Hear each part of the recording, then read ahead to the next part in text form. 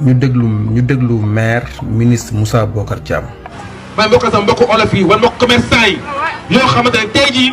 dañoo jóg taxaw temb pour voter contre Amadou Ba. maire ministre Moussa Bocar Thiam ñu déglu ko vidéo bi naa ko dugal léegi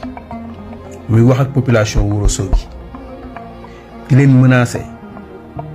lii menace la di leen menacer carrément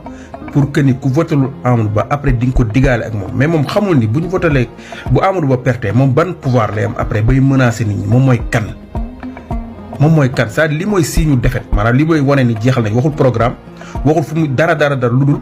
leen menacer population bi que ne bu ñu woteelul Amadou Ba moom après moom lañ koy diggaleel après na ku nekk jël ses responsabilités. En fait c'est ce qui se passe là-bas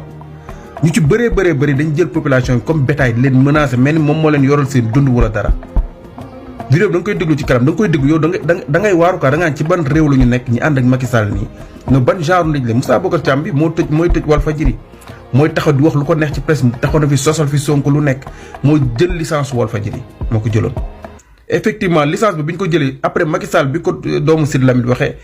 Cheikh Niass bi mu ko waxee Macky dañu ko quelle licence. parce que xamoon na ni coupé nañu Walfadjri mais xamoon licence bi jël na ko parce que ñoom dañuy def li gars yi naan abus d'autorité maanaam jaay doole boo xam te ne la ñuy jaay c'est ce qui se passe ci seen localité nii lay menacer population bi déglu vidéo Moussa Bocar. damay nekkat maire incha allah du côté opposition na nga assumé après na la leer na maa yow la comme bala. Ah bon?